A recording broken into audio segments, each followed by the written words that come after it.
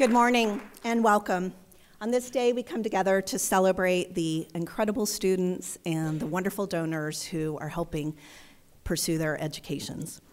Tremendous group of law students here at Duke Law School. Not only do they have considerable intellectual firepower, but they're talented and they're interesting and they want to make a positive impact in the world around them.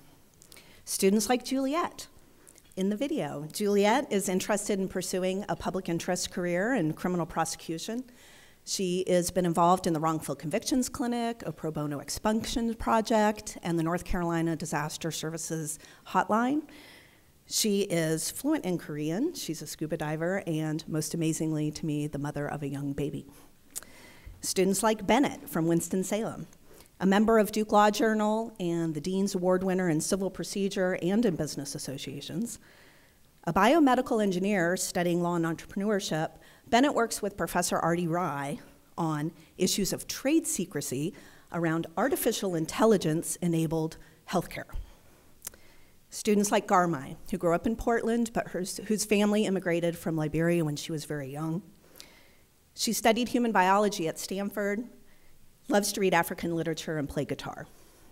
She serves on a university-wide sexual misconduct policy committee, and she's a part of the Black Law Students Association. These are wonderful members of our community, and we welcomed new members of our community in August. 219 JDs and 96 LLMs from all around the nation and the world. Our student body includes military veterans, Teach for America instructors, film producers, accountants, bankers, government staffers, even a professional golfer on the LPGA and a contestant on the hit TV show Survivor. Some of our students are the first in their family to attend college or the first in their family to attend professional or graduate school. Some have disabilities or health challenges. Several identify as members of the LGBTQ community. 38% of our 1L class identify as students of color, and a whopping 59% of our 1L class are women. This is the largest cohort of women in Duke Law School history.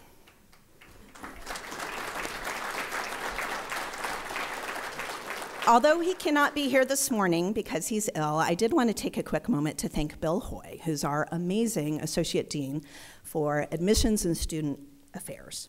He spends countless hours and many sleepless nights recruiting the very best and brightest students to Duke Law School, and all while managing this complex and highly competitive matrix of financial aid that has far more deserving students than there are dollars to give. So, Bill, we owe you your thanks for your brilliant and important work for bringing these wonderful students here to Duke. Students, congratulations on your academic achievements to this point. You have worked so hard to be here, and we are so excited about your future. I encourage you to get to know the alumni and donors in the room. Ask them to share their stories. Ask them to tell you stories about the scholarships that they represent. Their tremendous successes, but also their occasional missteps may be instructive. You may come to understand that they were once in your shoes, and they may see themselves in you. Think about the positive influence that their support has made in your life and on your decision to attend Duke Law School, or maybe your decision to come to law school at all, making it a viable option.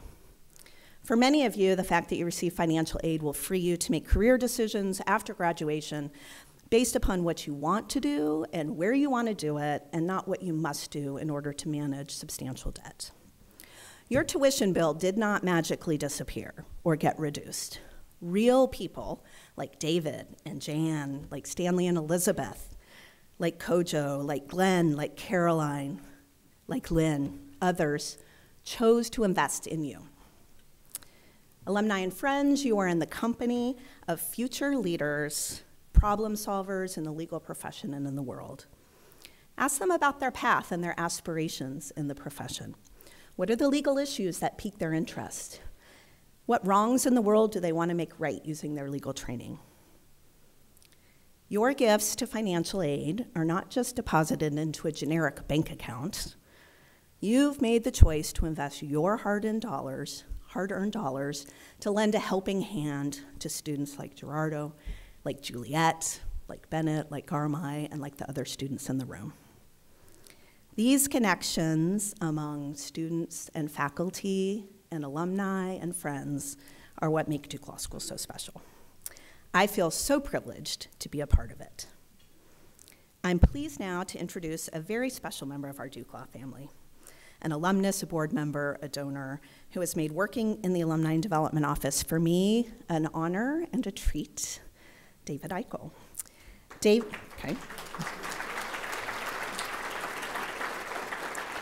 David is a 1975 graduate of Duke University and a 1978 graduate of the law school, where he served on the Duke Law Journal. For 37 years, David litigated complex civil cases with the law firm of Simpson, Thacher, and Bartlett in New York City. When he retired in 2016, he founded his own arbitration and mediation firm, X Dispute LLC. He teaches civil litigation at Duke Law School and also the University of Miami Law School. He's been a member of the Board of Visitors since 2002 and served as chair for 5 years, beginning in 2009. Among David and his wife Jan's many philanthropic interests, they have established a professorship that's held by Neil Siegel and 2 large scholarship funds. I'm delighted that David and Jan are both here today, and I'm pleased to welcome David to the stage now.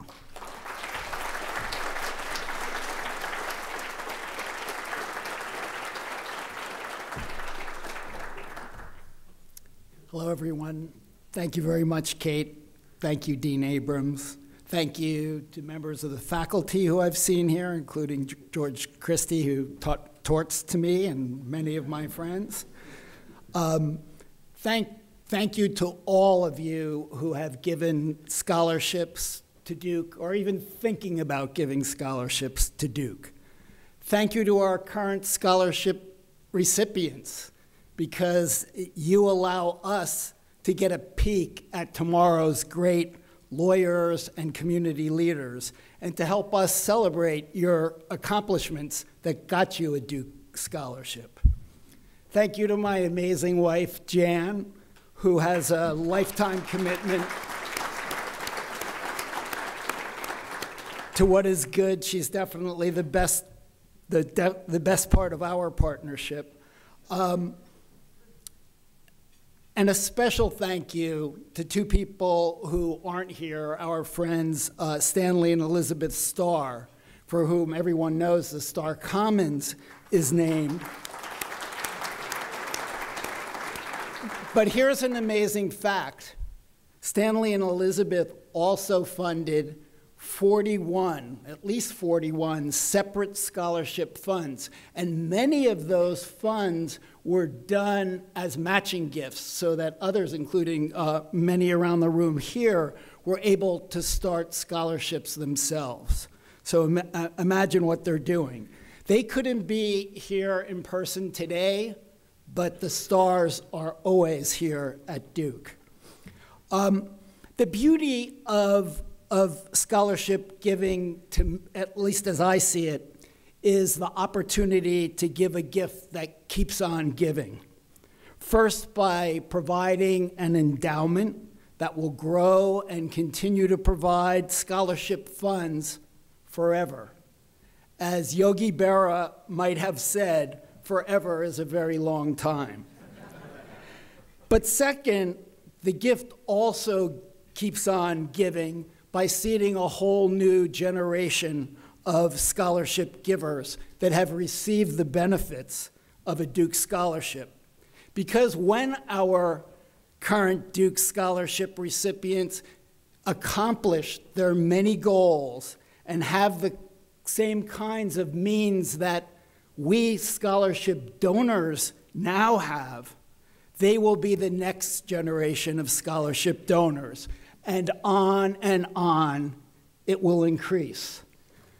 So I, like many of the donors here, was myself a Duke Law Scholarship recipient. And after completing my first year, I was given a scholarship that paid for more than half of my second year law school tuition, and I never forgot it.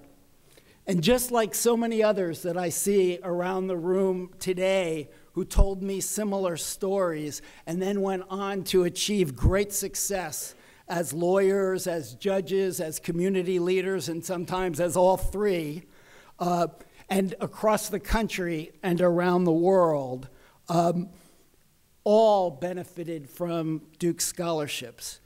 President Clinton famously said, and I love this quote, that there is nothing wrong with our country that cannot be cured by what is right about our country.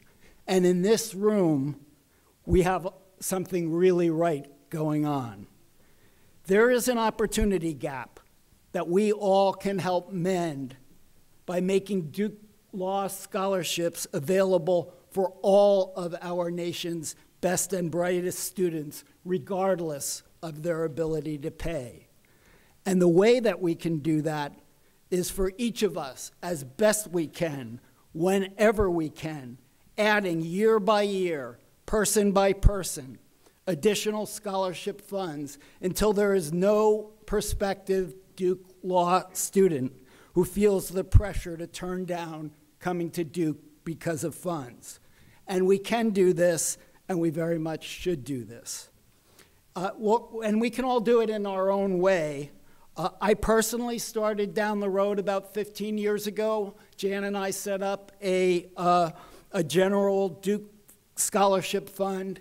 And then we got the idea because we heard that we weren't getting as many Duke undergrads to come to Duke Law School as the law school wanted. What we did was we set up a full tuition scholarship for a Duke undergrad to attend Duke Law School tuition free.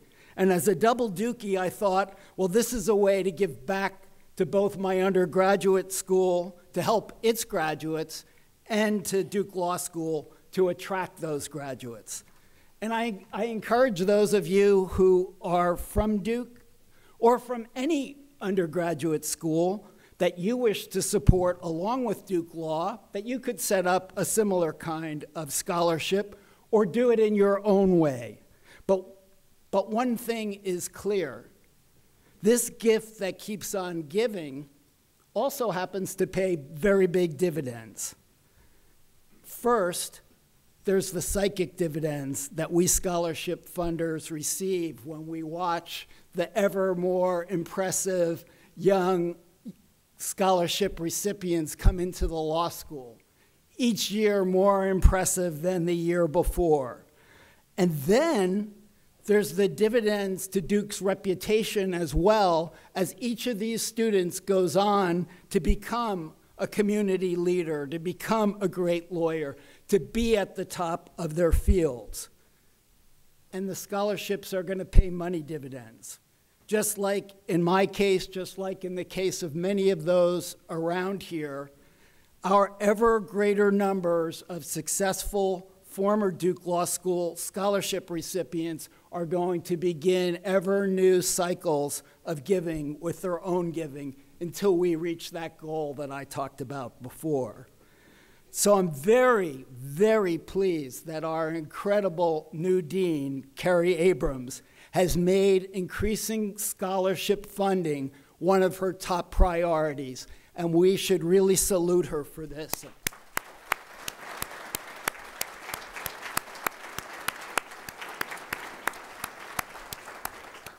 I hope that all of us can help Carrie bring about not just a change, but a step change in Duke scholarship resources.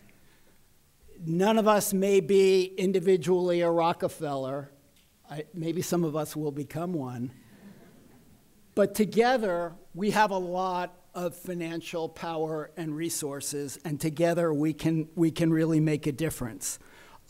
So thank you, all of you, for everything that you do for Duke and for your, maybe even more so, your friendship to Jan and me. It means so much. We're really grateful to be part of all this goodness. And here's a really fun part. It's with really great pleasure that in addition to being able to talk to you, I'm given the honor to introduce one of the very impressive Duke Law scholarship recipients that they have with us, Gerardo Paraga. He is a recipient of a Judge Choflat scholarship, a scholarship that was created by his former law clerks in the name of one of the most prominent judges in America, but even more importantly, one of Duke's greatest friends and alumni. But turning to Gerardo, he was born in El Salvador, grew up in South Florida, where Jan and I now live, was a Duke undergraduate, as you know I was. He majored in political science, philosophy, and economics, was active in student government, wrote for the Duke Chronicle, and naturally with all of this, won a slew of leadership awards. And he's just as active at Duke Law School. He serves on both the Duke Law Journal and the Duke Law and Technology Journal. He's a co-president of the Duke Law and Technology Group, and that's just part of the activities that he's involved in. And after his first year at Duke Law, he was a summer associate at Fenwick and West, where he was doing early stage work with companies. And I'm happy to report that this summer, he's going to be joining my firm of 4 decades, my former firm, Simpson, Thacher, and Bartlett. So I looked up Gerardo on the web, not something we could have done 30 or 40 years ago. And I found on YouTube that while he was a Duke undergrad, he produced a fantastic video entitled Our Blue. And it basically encapsulates not just his Duke spirit, but all of ours. And I encourage you to watch it on YouTube. But you can see why what I did in my litigations. You start with investigation. I was even more moved, really, when I listened on Facebook to a radio chat that he gave as the very first student guest on the Duke Catholic Center's Friarside Chats on the subject of forgiveness and reconciliation. And I thought, wow, that is a topic we all could use more discussion about these days. Thanks to the 21st century technology, and they say, you should watch what you put on the web, but actually, if you are as good as Gerardo is, it's actually, it made me feel like I knew him before we actually met. And now it's with great pleasure that I present Gerardo to you.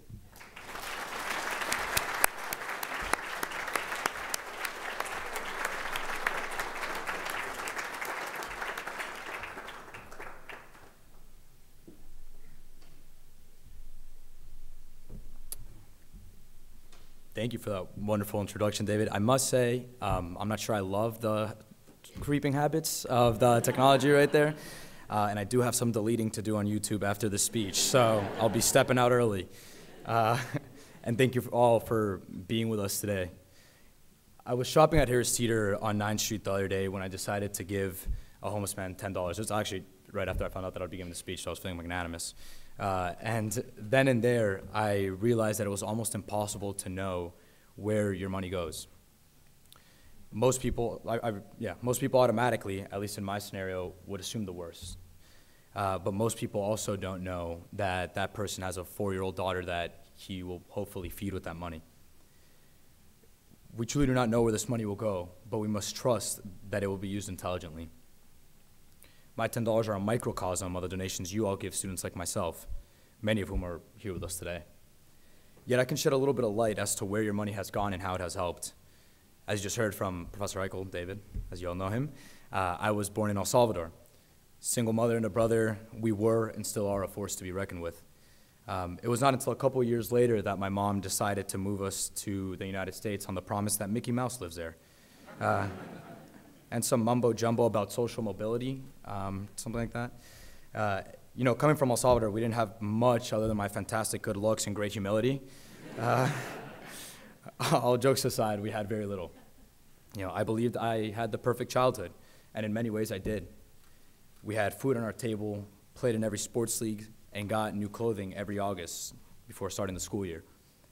Too young to understand the intricacies of life, what I did not know was that this all came at a great cost.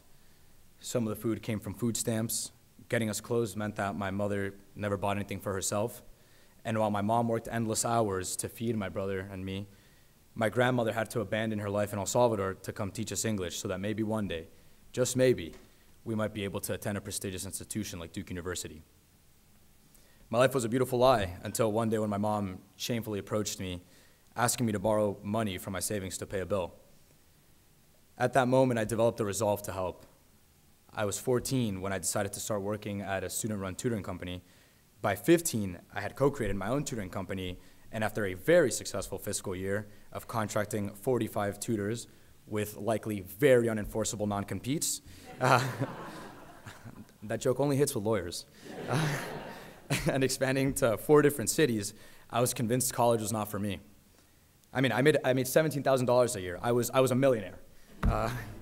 And it was not until Miss Simon's AP English class in the 11th grade that my life began to change academically. Appalled by my decision not to apply to college, she made my grade that semester dependent on filling out an application to one university. Because my best friend's brother went to Duke, and because of their stellar basketball team, shout out to Coach K, I decided to complete Duke's application. Once completed, Ms. Simon personally made sure that it was free for me to apply, so I had no excuse but to submit it. Fast forward a couple months, and I was not only accepted, but between a generous scholarship and financial aid, I was able to attend Duke for free. A bit better deal than my $17,000 per year. And since coming to Duke, I have been surrounded by the best and the brightest.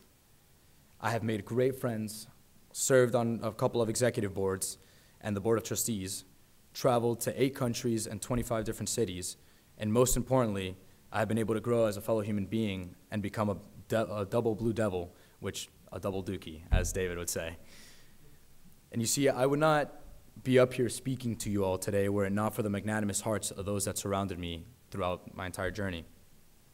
My move to the United States would not have been possible without my mother's love and vision. My success in school would not have been possible without my grandmother's tenacity. My acceptance into Duke University would not have been possible without Miss Simon's grading system and persistence. And my coming to Duke and growth since being here would not have been possible without you all, without your generosity. For me, the decision was binary. Either I go to Duke or I do not go to college. Now I am standing in front of you all, thanking you for being the catalyst of my journey. Your donations have transformed an immigrant from a low-income and single-parent household and made him into a first-generation, top 10, college and law student. But most flatteringly, your generosity has made me a Gerald B. Choflat Scholar. I cannot even begin to articulate what an honor it is to hold this scholarship. Coming up on 50 years on the federal bench, Judge Choflat is an example to me and all my fellow scholars, to everyone in the room, by that. His relentless fight for justice, unprecedented search for the truth, and grit is something worth emulating. Oh, and he also desegregated the Jacksonville, Florida school district. So I think that deserves a little.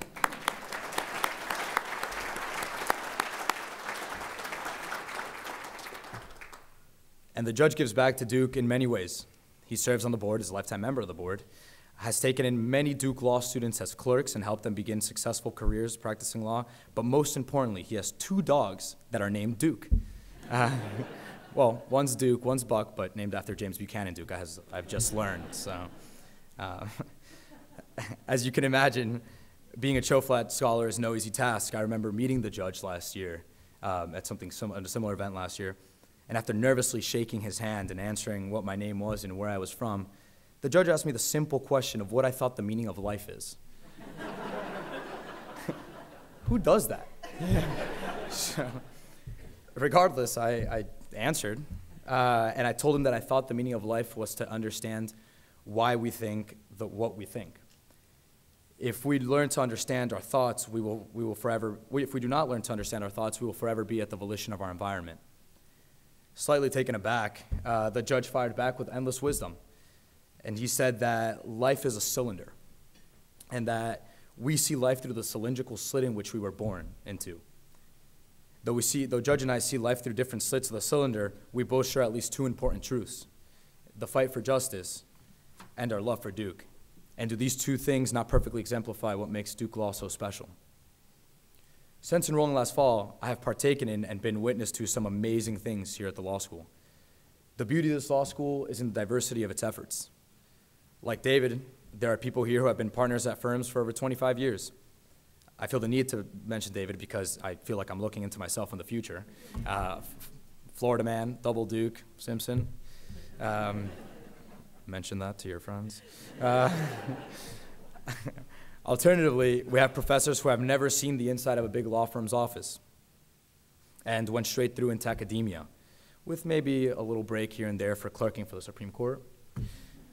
Analogously, I have seen my peers, alongside professors, free Dante Sharp after spending 25 years in prison for a crime that he did not commit.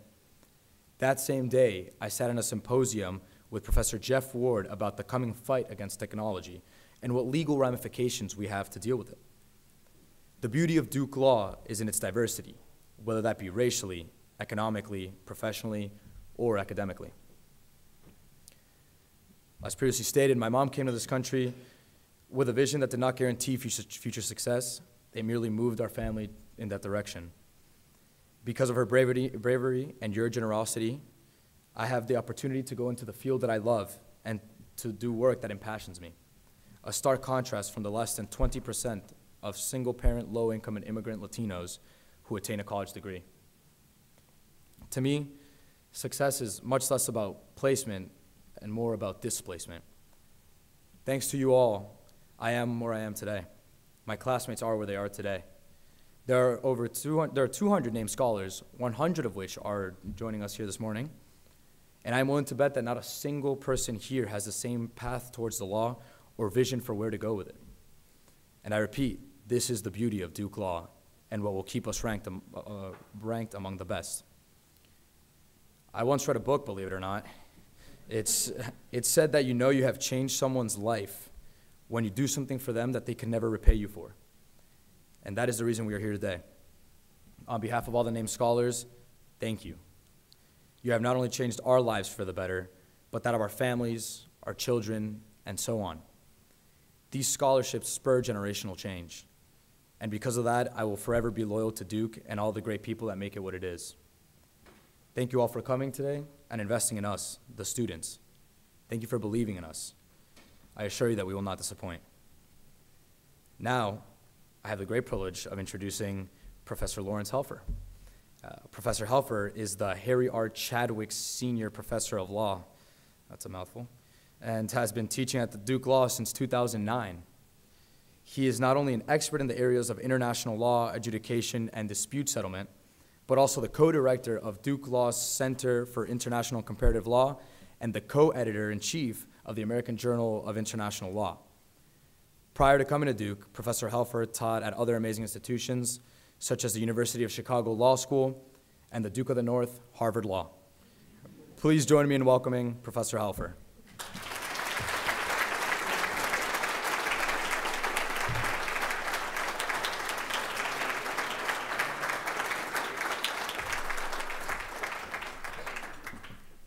So thank you, Gerardo, and good morning, everyone. It's a real pleasure to be here. That was a very inspiring talk, and I really do take it to heart. And thanks to David and to all of you, to the members of the Board of Visitors who were here, to the donors in the room for the scholarship funds, for bringing such wonderful students into our classrooms and into our clinics. And of course, I want to congratulate all of the scholarship recipients on their achievements.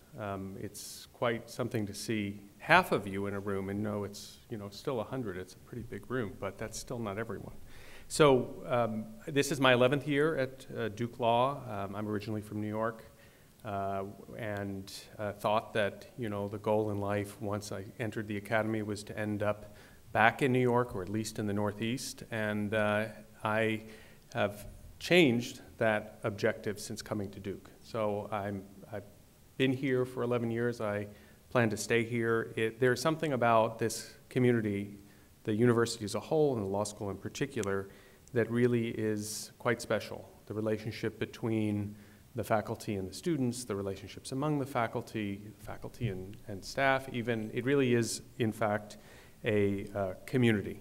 And we know that as members of the faculty that financial aid is important. It's vitally important to continuing to recruit the bright, talented, caring, and diverse students who we have the privilege of teaching and mentoring at Duke Law. And it's important to be able to attract the best and the brightest in all of those respects without regard to financial background. So back in 2012, just a year or so after the financial crisis, when the after effects were really hitting the legal profession quite hard, the faculty, I think, recognized how much, and we still recognize and appreciate how much our alumni, our donors, and other members of our community, how much they were doing to help us to achieve that goal of bringing the best and the brightest, most talented to Duke. And we thought that we could ourselves come together and make a difference to do that. And so I had the idea that we could create a faculty financial aid scholarship that we would endow with the goal of permanently being able to say that we too had contributed to bringing at least one student, or help bring at least one student here to Duke. And we hope that the scholarship would signal to our students both that we recognize the financial challenges that they face, that we're ready to help them to meet those challenges, and that we're willing to demonstrate our commitment to our belief that the education in Duke Law is worth the investment. So our initial funding goal in 2012 was $250,000, which I'm happy to say that we met and achieved. And with the help of additional outside gifts and investment appreciation, the value of the scholarship currently is just over $400,000, and that has borne very concrete and very specific fruit in having one student be at least partially supported, and she's here today, Christine Mullen, who is our current recipient of the Duke Law Financial Aid Scholarship. I was just talking with her about her interest in immigration law. We have a new immigration law faculty member, a new immigration law clinic, and she's already very engaged in that and working hard on that. And given the current challenges in that area of the law, we certainly need bright and talented students like Christine making efforts to work with communities and provide the legal representation and legal skills that they need to move the law forward and to achieve the goals of their clients. So one of the goals I mentioned was to raise $250,000. We did that. We wanted to also get as close to 100% of participation by the governing faculty and broad participation by the other members of the Duke Law teaching community. And we came close to that. I think we came quite close. But as you know, faculties change over time. New people join us.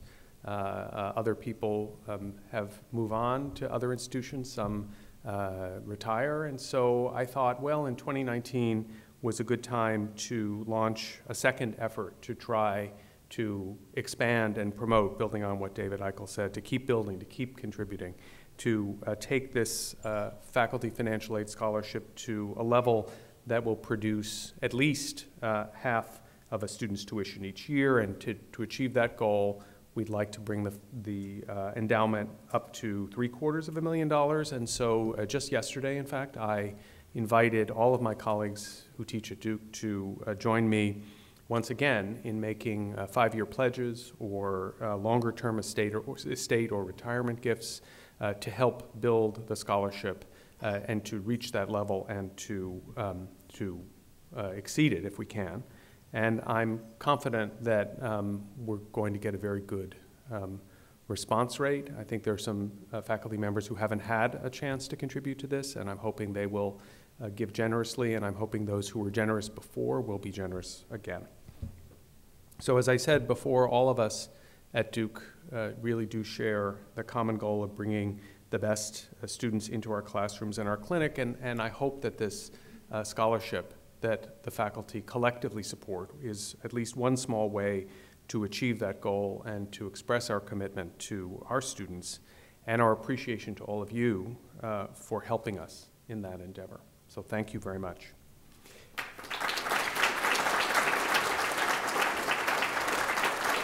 Thank you.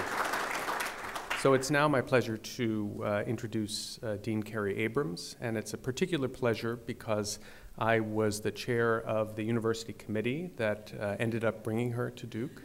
And I think I'm safely beyond the distance where she might say, Larry, why did you convince me to do this job?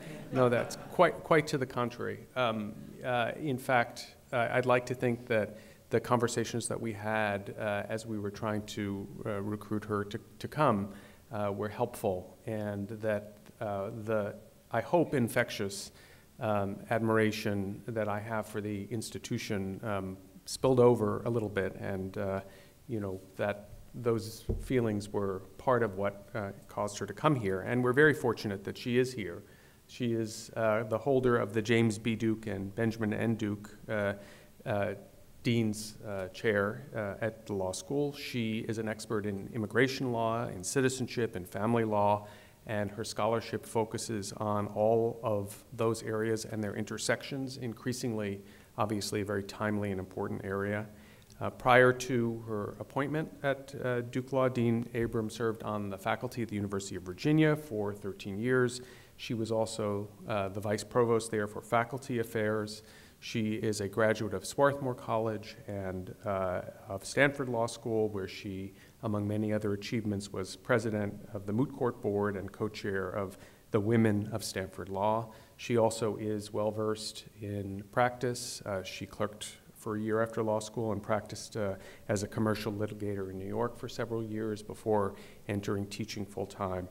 I know from my own interactions with her since she's been here that she really has helped to both keep the spirit of our community in terms of the type of unique and distinctive place that it is, but also really push us to go further. And her initiatives in the area of financial aid, scholarships for students are just one of the many ways in which she's doing that. So please join me in welcoming Dean Abrams.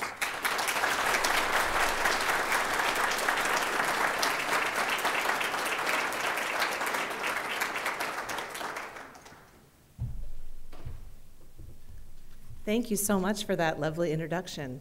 I'm sure you can all tell that Professor Helfer is a very persuasive person.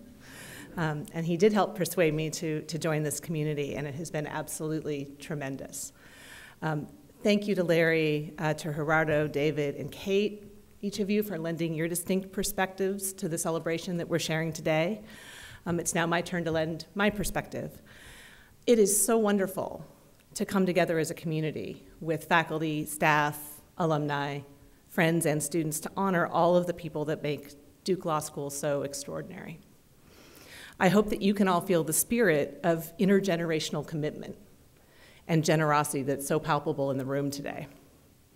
It is at moments like this, when our Duke Law community feels most like a family, we care and support one another throughout our lives. One thing that is especially important about the Duke Law family is that we are a family primarily of lawyers. Now, that seems obvious, but it's really very special. Those of you who are 1L and 2L students may recall, because I'm sure you were listening very, very carefully, some of what I told you on your very first day of law school. I wanted to share a little bit of that with the rest of you. On that day, I observed that many of you have chosen to study law over many other compelling alternatives, like medicine or science or business. And I surmised that one reason you've chosen to do that is that you've noticed that our institutions are critical to our flourishing as a society.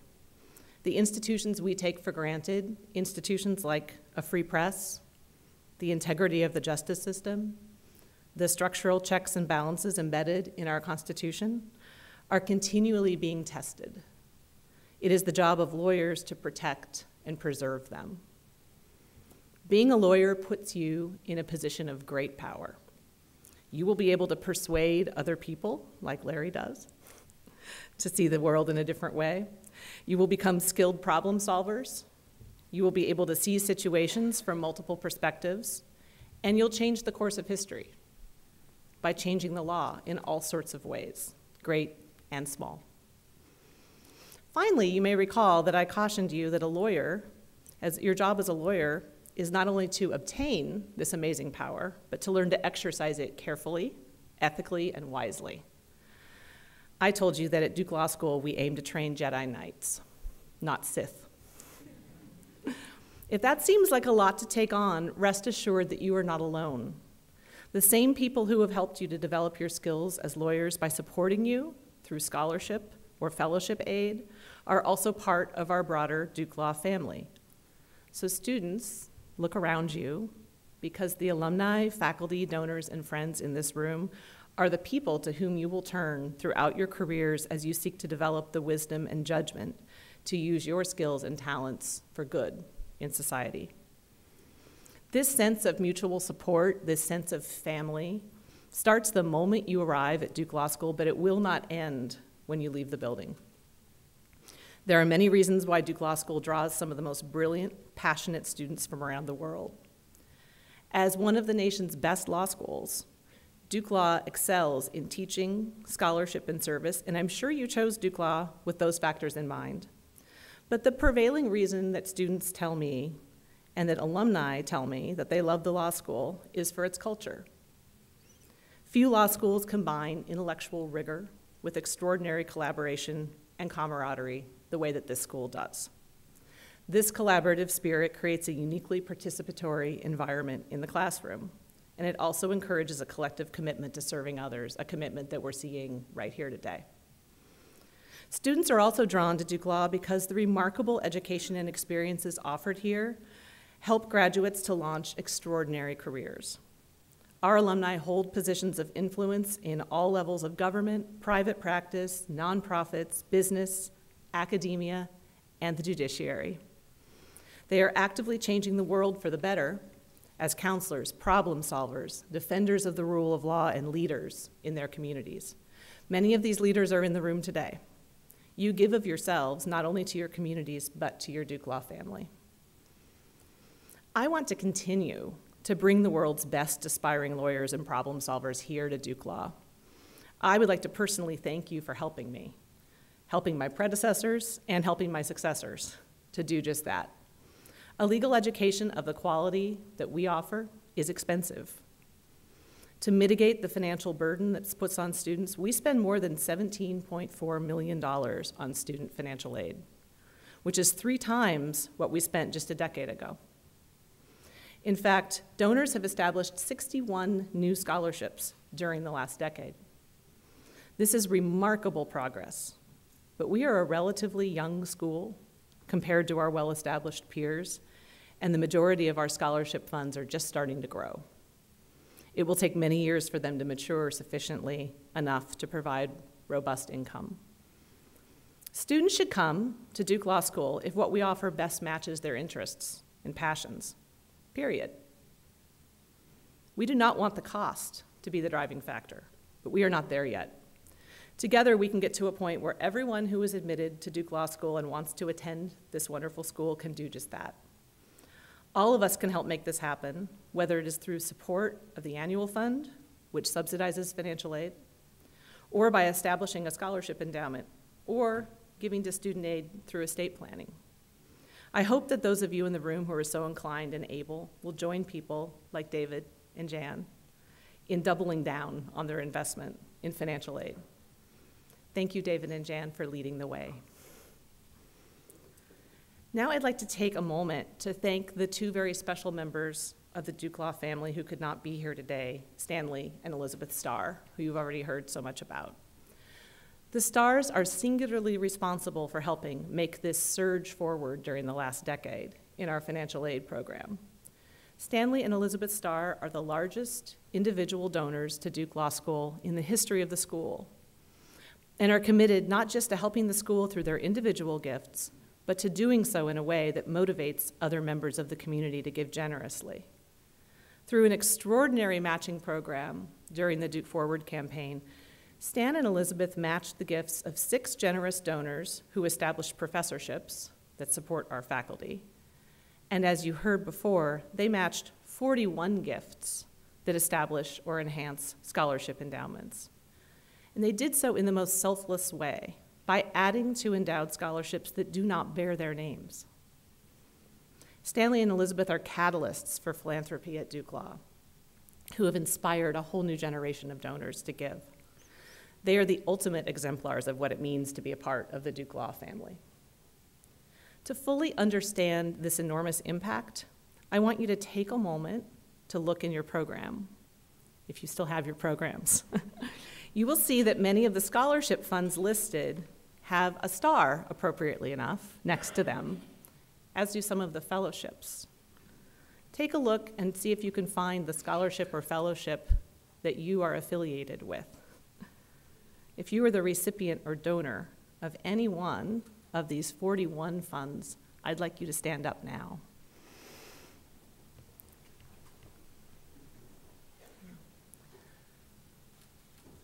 So Stanley and Elizabeth, this is your philanthropy at work. This is your generosity multiplied 41 times over. And it is only just a beginning. The impact of this investment will grow exponentially over time. As these scholarship endowments grow and as scholarships are awarded to future generations of students, your generosity will also inspire many people in this room, even people who standing here today cannot imagine endowing a scholarship, to give back to our Duke Law family in the future and make this remarkable education and community available to generations to come. So we applaud you for your generosity, and we thank you deeply for helping usher in a new standard of philanthropy at Duke Law School.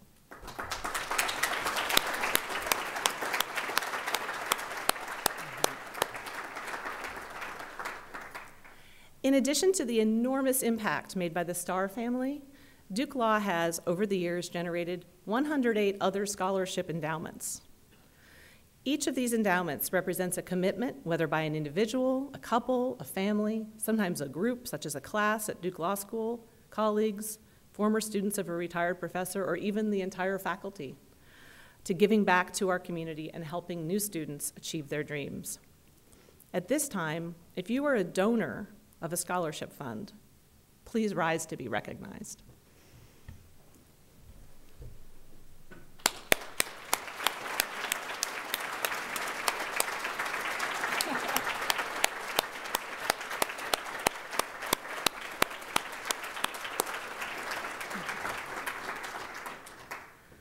Finally, of course, this celebration is ultimately about you, students, who hold so much promise for the future of this school and the legal profession. We have so much optimism and hope for your futures, and we will be cheering you on every step of the way. Would all student scholarship and fellowship recipients please rise?